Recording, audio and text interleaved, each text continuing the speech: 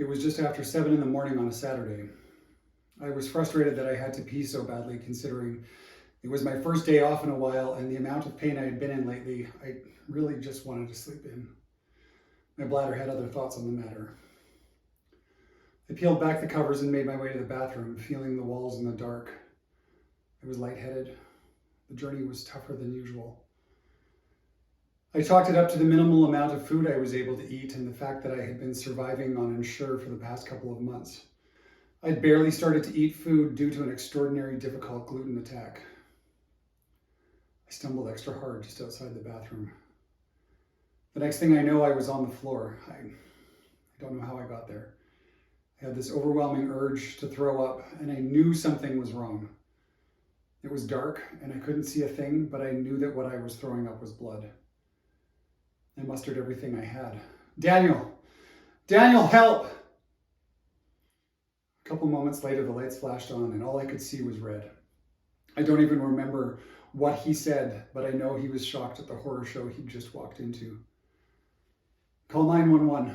I got the words out as I threw up more blood into the toilet. I could feel my life force slipping away. I could barely keep my eyes open. I was in and out of consciousness. I heard the siren. Then I heard Daniel upstairs and hurried footsteps making their way down into the basement. The young man crouched beside me and asked if I could stand. I tried. I wasn't able. They took my blood pressure and it was almost non-existent. I don't remember how, but I was hooked up onto an IV and they started pumping fluids in me to get me stabilized. There was a hurry of noise and confusion. They brought down a chair to put me in, to get me up the steep steps of the basement and out of the house. My head was spinning and I was covered in blood. I had enough presence of mind to direct Daniel to grab my slippers, a blanket, and some clothes for me. But there was a matter of my still full bladder that my body wouldn't let me forget about. I was able to pull myself up to the toilet and relieve myself before I was strapped into the chair and miraculously removed from the house by 2 harrowing paramedics. Soon the ambulance was pulling into the local hospital and I was rushed into a treatment room. All I can remember is all the people around me and the blinding lights above me. They hooked me up to blood bags and tried to add blood back in as I continued to throw up more and more without control. I could feel it coming in a wave and they would put a receptacle in my hands for me to fill. It felt like this went on forever, but they stabilized me as much as they could before they sent me off to Edmonton to a bigger hospital, better equipped to handle what I was going through. I remember being back in the ambulance again with the same paramedics, my lifesavers. The cute guy asked me not to throw up in his clean ambulance, with a cheeky smile telling me he didn't want to have to clean up my mess. I felt like I smiled, but I'm not sure I even had the strength to do so. I heard Daniel's voice a couple of times on the drive, but I don't remember most of it. The next few days I have in patches. I remember glimpses of the ICU room at the Grey Nuns Hospital. I remember Daniel sleeping in the room at night while I lay in the bed incapacitated. I remember my hands being bound and feeling a tube in my throat. I remember being handed medications and Ensure to eat. I remember the voices of my parents who cut their vacation short to be by my side. I am told I have an ulcer in my duodenum that has ruptured an artery, and I lost a lot of blood. So far, they have given me 8 units of blood, and I know that the human body contains roughly 10. I'm in a different room. My family is around me. Daniel is with me. There's a doctor in the room looking like he's about to give the worst news a person can get. His face is handsome but etched with worry. I'm told I'm in a different hospital, but I don't remember getting there or when anything had changed. I'm told there's a tear in my esophagus and that my body cavity has begun to fill up with the food and medication they've been giving me, and I'm full of infection. They need to do major emergency surgery, but they have no way of knowing how bad it is. I'm told that the worst case scenario is that they will have to remove my esophagus completely.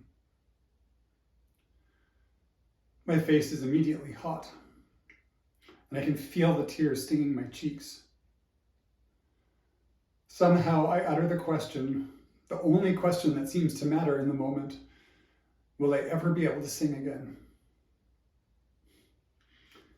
I can see the pain on the surgeon's face, and he tells me that in this worst case scenario, I might learn to speak again, but it's rare.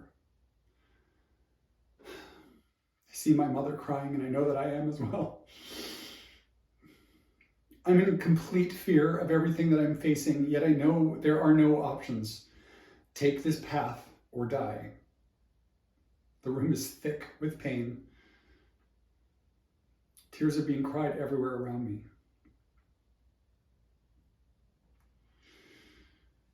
I remember being wheeled on my back into a bright room. I saw the double doors close, and I heard all the people around me furiously setting up for a procedure.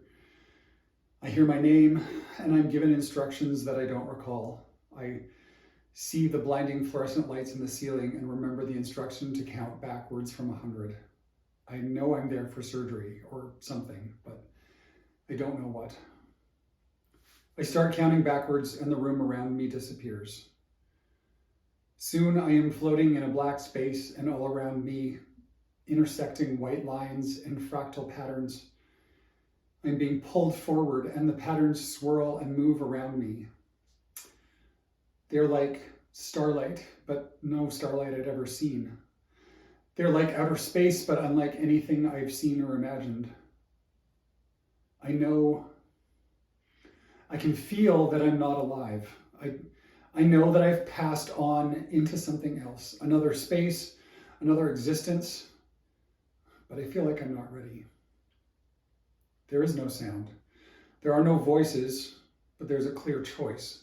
Forward is an end to everything I loved, and backwards is a chance to keep going. I decide without deciding. I go back, or rather, stay, and everything goes black.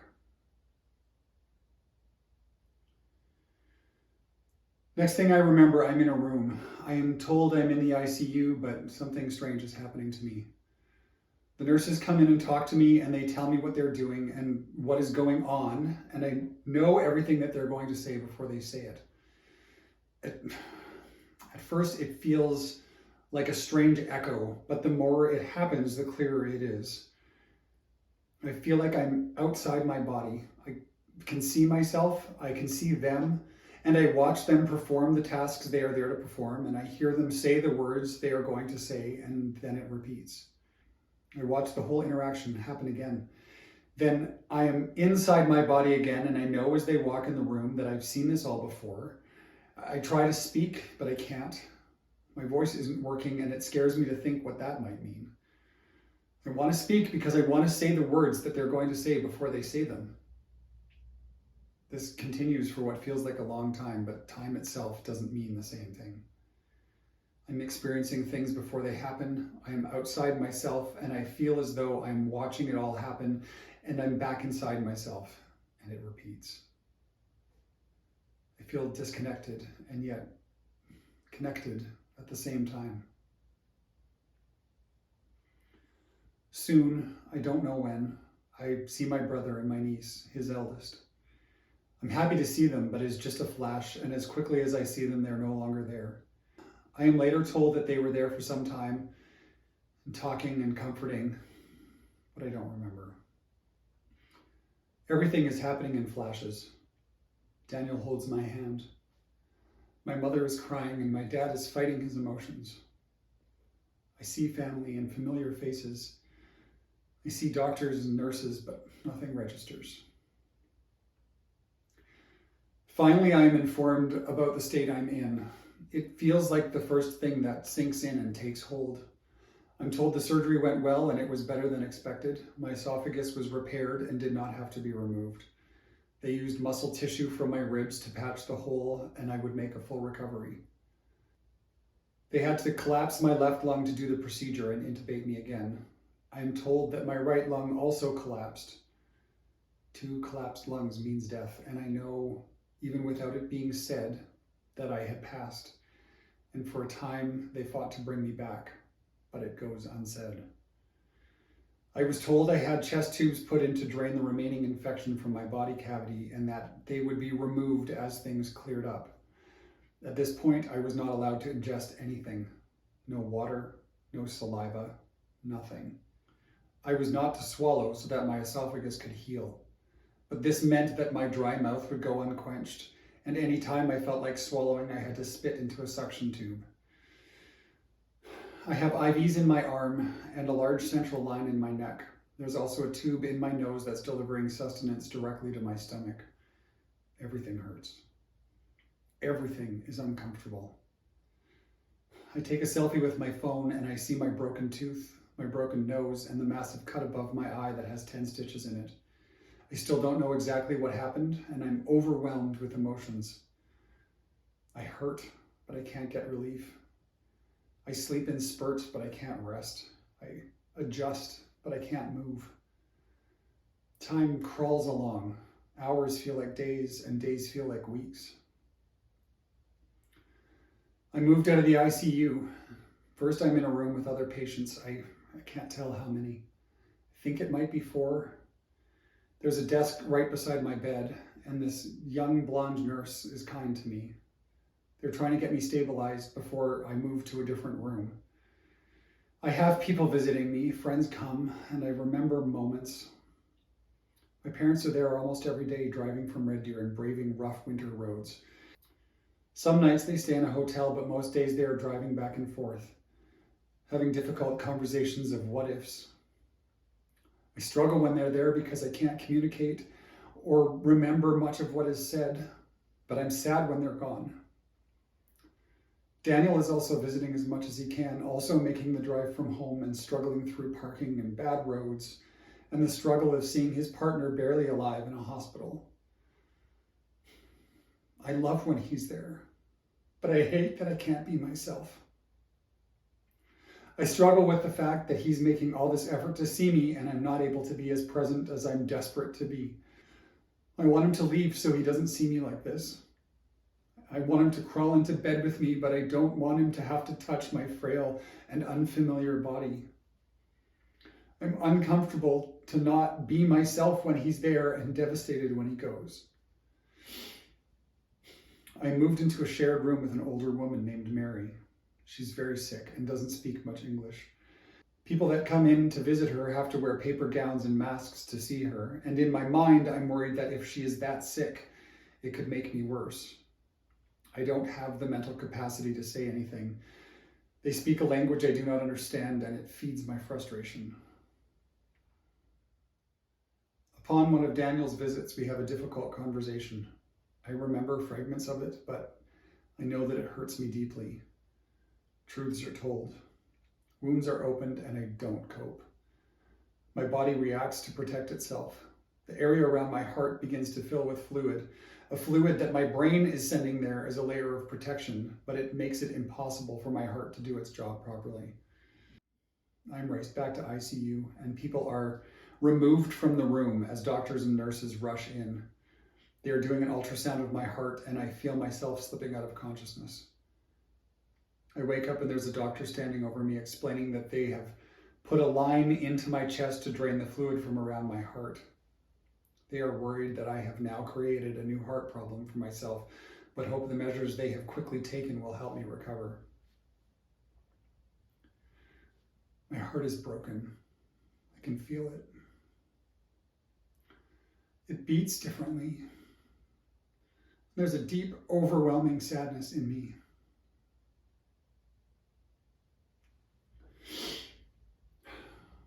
My brother shows up with a pair of clippers and a ceramic duck from the 1970s.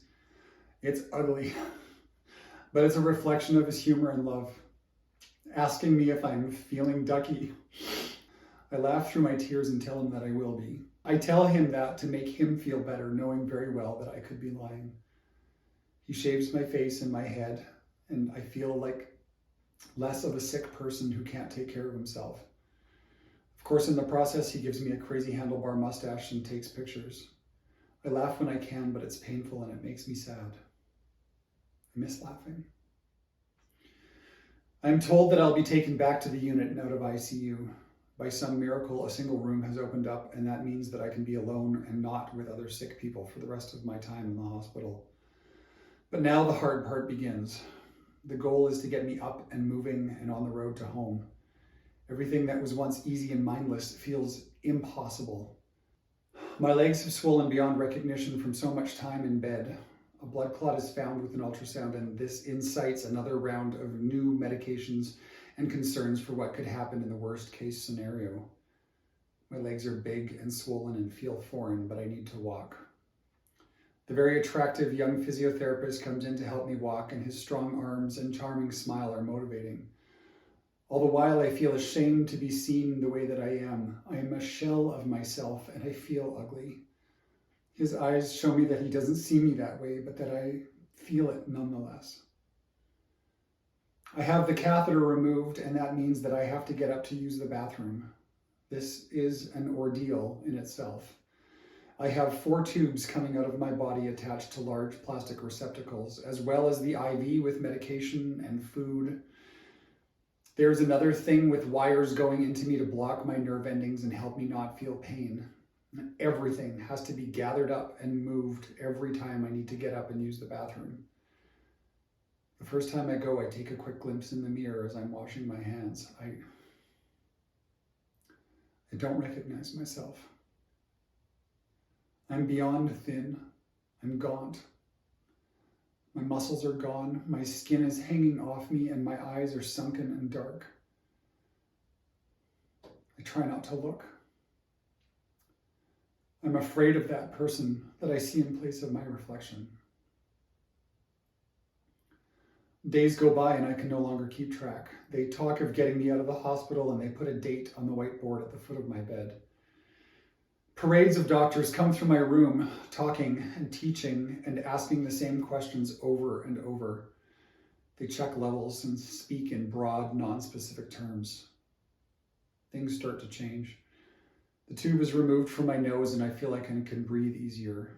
The central line is removed from my neck. One tube is removed from my chest, then another. Then one is put in the other side. Eventually it is also removed, then the next. But one remains. I'm desperate to have it out of me. It's painful and restrictive.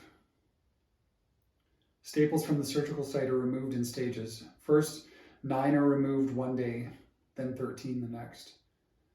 I am taken for test after test, chest x-ray after chest x-ray, and every time it is a fight out of bed and across the room to the stretcher. I tell my legs how to work. They don't listen. My muscles can no longer carry me the way they once did, even though I'm a mere fraction of the person I was before. I arrive at the stretcher winded and exhausted from walking 15 feet. Finally, the day comes I am to have a swallow test, as they need to see if my esophagus is going to work properly since the surgery they performed. I have not swallowed anything, including my own saliva, for a couple of weeks, and suddenly they need me to swallow a series of different things, all coated in a disgusting barium solution, as they x-ray me and see how well everything is working. My mouth is drier than the desert, and the test does not go well. I have trouble swallowing, and there is no water or saliva or moisture of any kind with which to swallow things down. I try to advocate for myself, but it falls on deaf ears. I'm told that I can begin to eat, but only pureed food. Finally, I can drink water again. Every little step gets me closer to home, the word that I have come to dream of and dread at the same time. In the hospital, I have 24-hour care. I have people to medicate me and help me. And at home, I have large distances to traverse and a fear of relapse. But I long for home. I want freedom. I want peace and an end to the interruptions and noises. I want Daniel close by all the time. I look at that date on the whiteboard, and I keep praying for and dreading its arrival. The big day has come.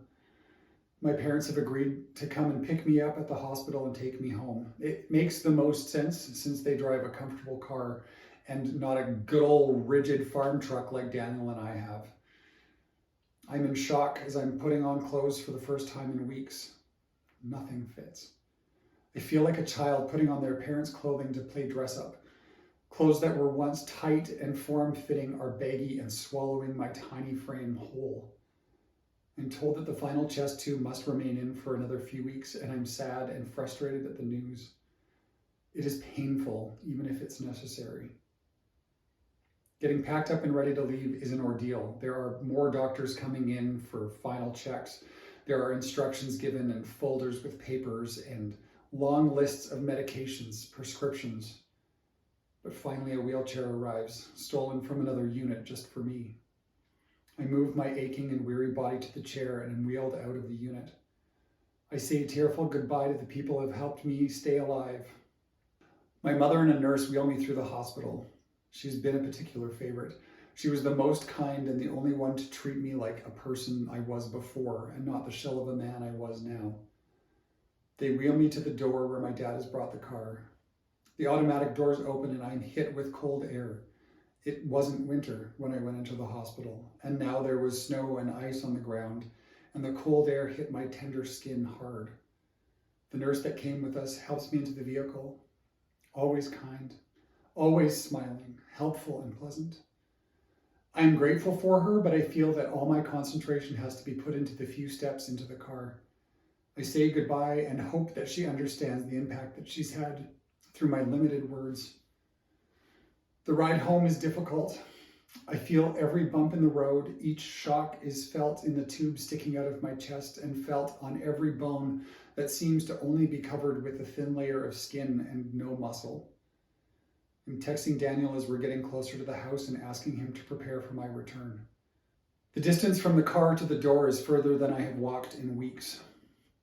I have 3 people helping me walk and I still feel like I'm not going to make it. Daniel brings a chair to the front door so I can sit down as soon as I'm in. I'm exhausted, winded, and I feel like I could sleep right then and there. Eventually I make it downstairs and into my bed. My bed. Never thought I could miss something so much. The comfort of a real bed and real sheets, real bedding and my pillow. The next day I woke up and made my way to the bathroom. It was the same 15 feet that I walked the morning this all started. On the way there, there's a full-length mirror, and this is the first time that I had seen my full body naked.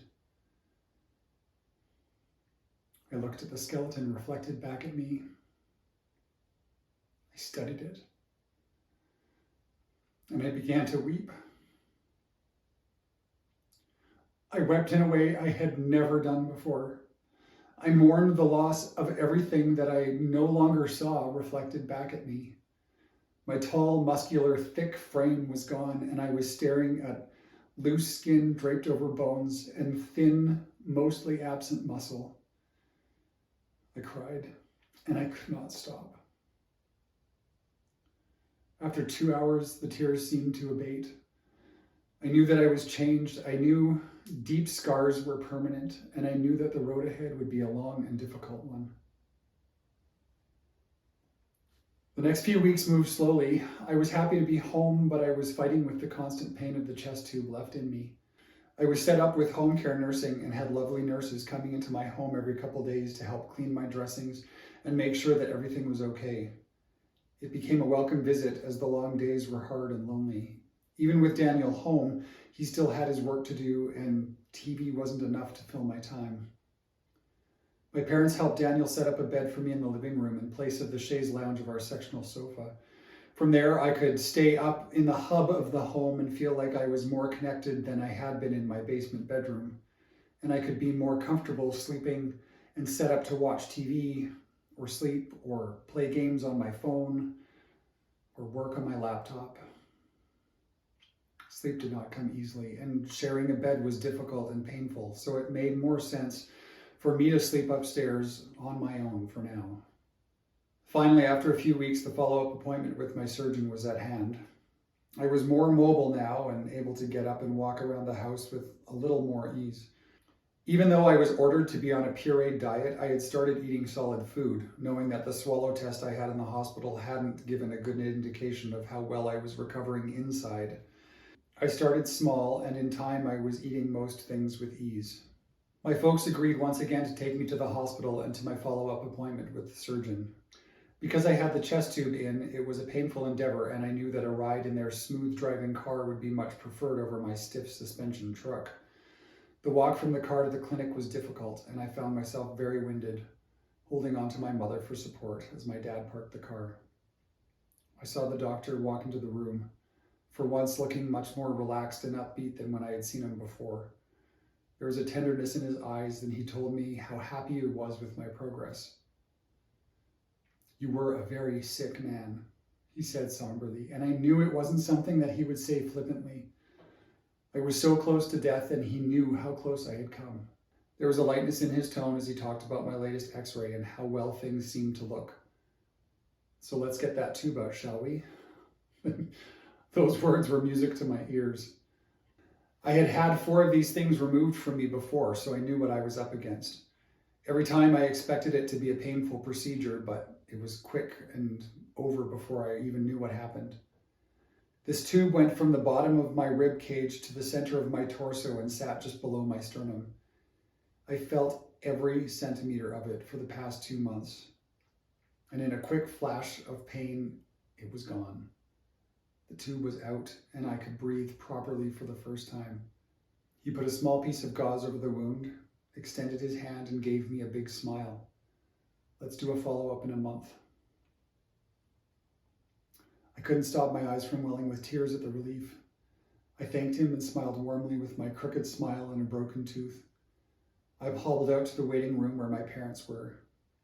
I couldn't say a word. All I could do is let the tears roll down my cheek. "Better?" my mom asked. I smiled and cried. Dad, who had just gotten up to the clinic after parking the car, went back to the lot to retrieve it. The whole trip was so quick it felt unnecessary, but it was a huge milestone.